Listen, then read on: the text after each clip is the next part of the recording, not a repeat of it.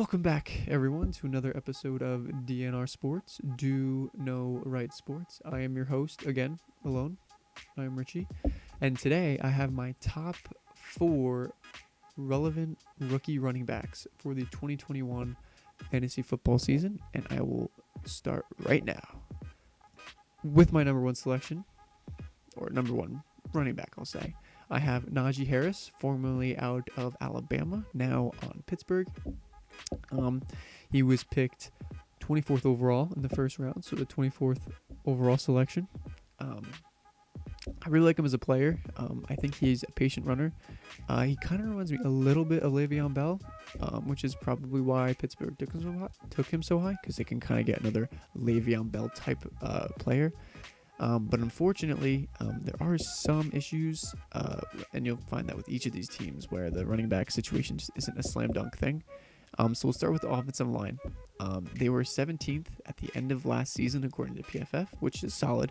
But when you factor in the fact that they lost a few pieces on the O-line, more specifically like their starting left tackle, Alejandro Villanueva, it's going to be a little bit hard for them to make up for that production, for that solid player that they lost.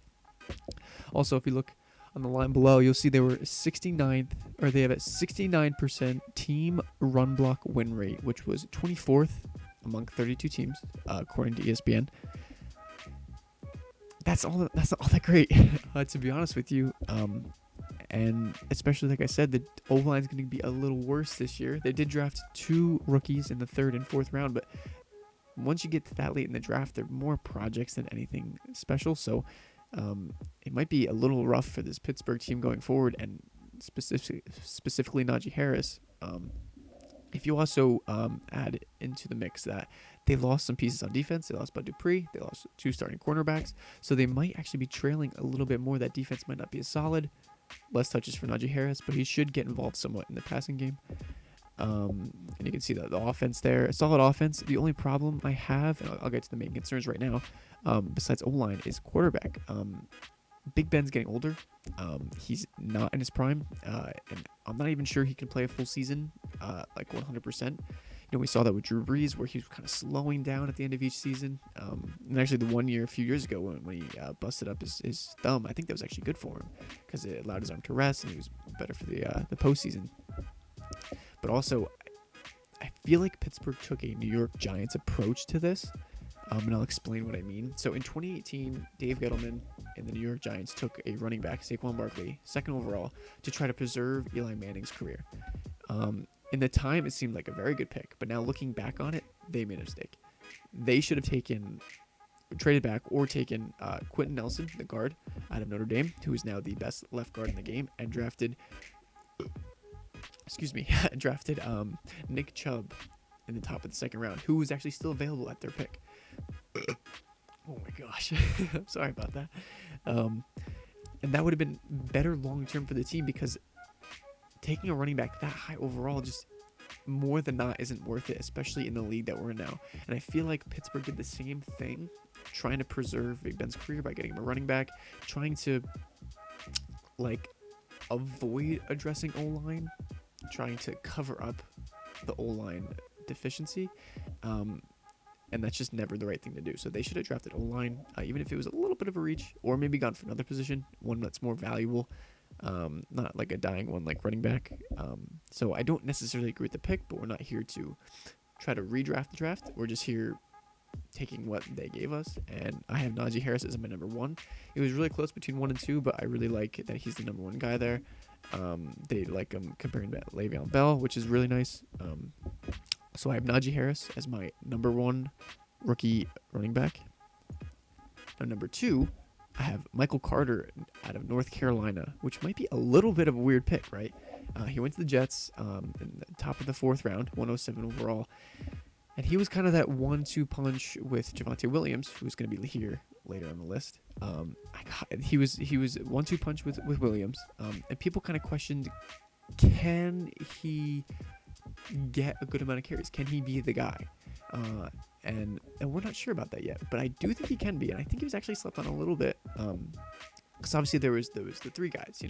There was Harris, Etienne, and Williams, and then Carter was kind of like outside looking in. He's a very solid player. I think he's got great upside. You can use him both in the run and the pass, which I think is going to help his fantasy stock, because if you're playing in PPR leagues, which I do, catches are everything, you know. So with that being said, the only problem that I could see with this is the Jets O-line and their team. So last season they were 29th ranked offensive line according to PFF at the end of the year, so that's obviously not all that great. Factor that in with a 67% team run block win rate, which was 30th among all the other teams according to ESPN, so that's not amazing.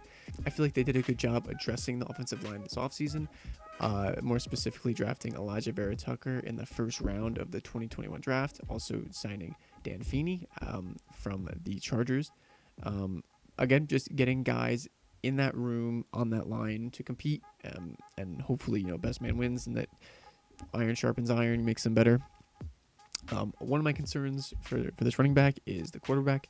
I'm just not sure what I'm getting from the rookie Zach Wilson yet. He kind of reminds me of Sam Darnold, so maybe that's good. But another problem is the offensive scheme. It's a new head coach, Robert Saleh. It's his first year.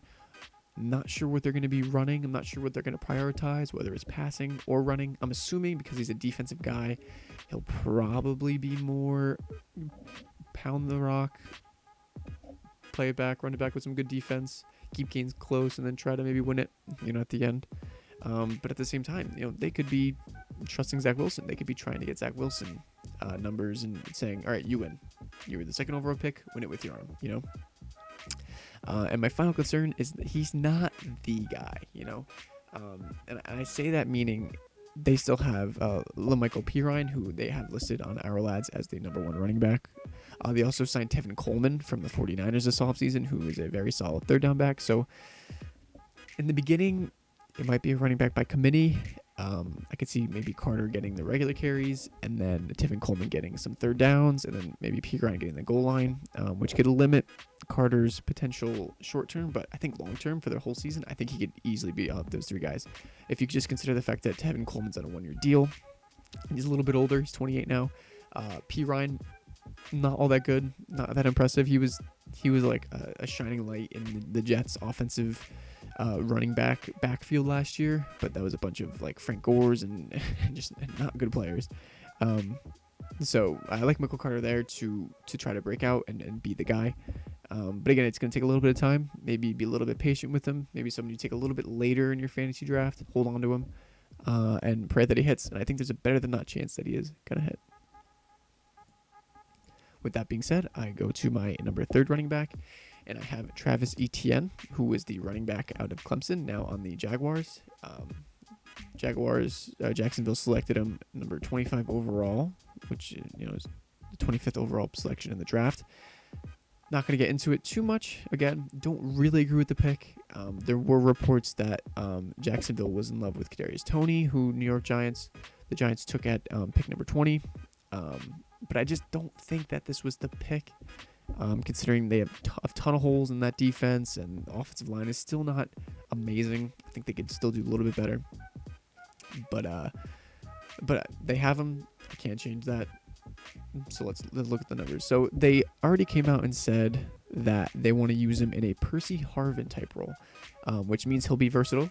They'll probably try to move him around, get him as many touches as possible, which is something you like to hear, if I'm being honest with you. It's a little bit concerning with James Robinson being there as well, because he could also get carries. He's also a very solid running back. But if they're going to try to use Travis Etienne in every way possible and try to manufacture him snaps and touches and targets as well, I think they could be good for him, especially if some of them are through the air. But if you look at the O-line, they are ranked 22nd, at least at the end of last year, according to Pro Football Focus. They had a 69% team run block win rate, which was 26 out of 32 teams, according to ESPN. So what does that mean? Basically means that they weren't solid in the run game. Again, kind of the theme of this whole video is teams taking running back high to try to mask their deficiencies rather than actually go and trying to solve them themselves with O-line, the picking O-line. But, I mean, according to our lads, they drafted Walker Little in the second round here, so that should help a little bit with the tackle situation. I believe Cam Robinson's deal is almost up, so that might be more of a long-term pick rather than in the now. But I mean, just looking at their O-line, it's not terrible. It's solid, I would say. It could be definitely about middle of the road. And pair that with a whole new team, pretty much, with a whole new offensive scheme, a new rookie quarterback. I think it could be really good for him. With that being said, it is a new offensive scheme. We're not sure what Urban Meyer's going to want to do, whether that's just put it on the shoulders of Lawrence and say, hey, go win us some games, like they kind of did with Andrew Luck when he was a rookie, or if they're going to say ground and pound, try not to kill a rookie quarterback right away, get 2 running backs in there. So it's more of a running back by committee, but maybe they get a lot of touches. Excuse me. Also, my big thing is defense. This defense was bad last year. It was terrible. And now they got some guys through the draft who are still pretty young. They got some guys through free agency too, like Shaquille Griffin. But my thing is the defense is still not complete. And they might be trailing a little bit in some games. So that could actually hurt Travis Etienne unless, of course, they manufacture some touches to him. They get him the ball, hopefully through the air, which could help him a little bit fantasy-wise, bring some relevance to him. So, again, I just hope they use him correctly because they took him a little bit too high, but they were in love with him. So this was Travis Etienne. He's my running back number 3 in terms of rookies, of course. And now, finally, my 4th favorite rookie running back for the 2021 NFL fantasy season is Giovanni Williams. He's the running back formerly out of North Carolina, now on the Denver Broncos. He was the 35th overall selection, so the 3rd pick in the 2nd round. Again, he was that 1-2 punch with Michael Carter. He was actually considered better than Carter, which is why he went about 2 rounds earlier than he did. He's a beast. He can do everything. He can run. He can catch. I think he's going to be very versatile for this Denver running back group. The only problem is they did commit to Melvin Gordon, who he has a longer type deal. So he's not going to be gone in a year or two. So that could help. That could hurt Williams short term. But we'll see. He might be able to outplay Melvin Gordon. We'll get to that later. As far as the offensive line goes, they had the 25th ranked offensive line according to PFF after last year. They had a 70% team run block win rate, which is 22nd according to ESPN. So again, not great O-lines. They did do a little bit in the draft to bolster the O-line here. They drafted Quinn. I'm gonna butcher this. Meaners. They drafted Quinn M in the 3rd round. He was a center, probably has guard flexibility. But if you just look at their line, they also got Bobby Massey from Chicago. And after a breakout season from Garrett Bowles, this offensive line doesn't look too bad. Got some notable names here, some guys that can play. This might be a pretty decent season for Denver if they can put it all together. But the one problem I have with this team that I haven't already mentioned before is the quarterback. Crazy as this is, I actually do like Teddy Bridgewater more for Giovanni Williams than Drew Lock, because I feel like Drew Lock is more of a throw it downfield kind of guy. Doesn't really take what the defense gives him, forces balls that probably shouldn't go where he throws them. Also, love to hear the reports about him about 50% of the time after he throws the ball saying, "Oh shit." Love to hear that. But I actually like Teddy Bridgewater here because he kept Mike Davis relevant all last season. Mike Davis was a nobody. He was just CMC's backup, but when CMC went down, Mike Davis came in, and I think he put up top 12 running back numbers if I remember correctly. So that could be good for Williams, who could probably be more of the 3rd down running back role for Denver. But besides quarterback concerns, I do have concerns again that he's not the guy because, like I said, Melvin Gordon's still there. They like Melvin Gordon, especially as a downhill runner. But maybe Williams fits their scheme better. I know Pat Shermer likes to use a lot of shotgun sets and plays, off ball. That's weird to say. Like where the quarterback's back more 5 yards, like off center. So That could fit Williams a lot better. And also, you don't take a guy this high to not play him, in my opinion at least. And they traded up for him as well, so they must really like him. So we'll see what happens. Their defense is really good, so it should keep them in games, or at least keep them close enough to where the running back could get points, could get touches. But with that being said, those are my top 4 guys. Now I just have 2 more guys. Here I call them the other guys that could also maybe have fantasy relevance, but I'm just not sure yet. Start with Trey Sermon, who is about a mid-round 3rd pick. My only real concern with him is a crowded backfield. He was drafted to the 49ers, and they already have a ton of players that are already there. They have Mozart, who's the one. They signed Wayne Gallman. They still have Jeff Wilson. They drafted another running back in the 6th round, so they have a ton of guys, and they usually like to just running back by committee, usually all the time, to keep everyone healthy. So he might get some carries. He might get solid production, but it just won't be enough to keep him fantasy relevant. Also, people thought he was a little overdrafted, maybe a little overhyped. But we'll see. I mean, if the 49ers like him, he's probably a pretty solid player. So, and then the other guy I have here is Chuba Hubbard, who was a mid-4th round pick. He's the thing. I liked him coming out of college. I think he's a solid back. The only problem is he's behind CMC. CMC did show last year that he has some injury concerns, so we'll see what happens with that. But for the most part, sorry about that. For the most part, Chuba Hubbard's going to be a handcuff to CMC just in case he goes down, or maybe Hubbard gets some playing time for whatever reason.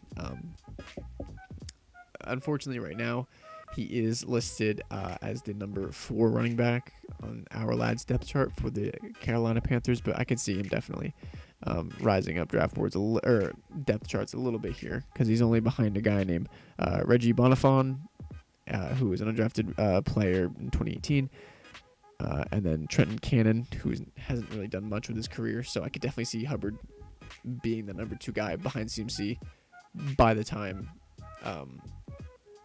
the season starts. So with that being said, those are my top 4 with 2 extra running backs for the 2021 fantasy football season. Again, some might hit. There's a ton of running back drafted, so there might be some other ones that I didn't mention. If there's any that you guys love in particular, put them down in the draft. Put them down in the comments. Also put in the comments any other videos you guys like us to do. We have 2 more fantasy relevant videos, at least coming from me, where I have wide receivers and I have tight ends coming, so be on the lookout for those. I might also do maybe other general football videos. We'll see what happens. But with that being said, my name is Richie. This has been DNR, Do No Right Sports, and we'll see you in the next video. Take care. Feels right.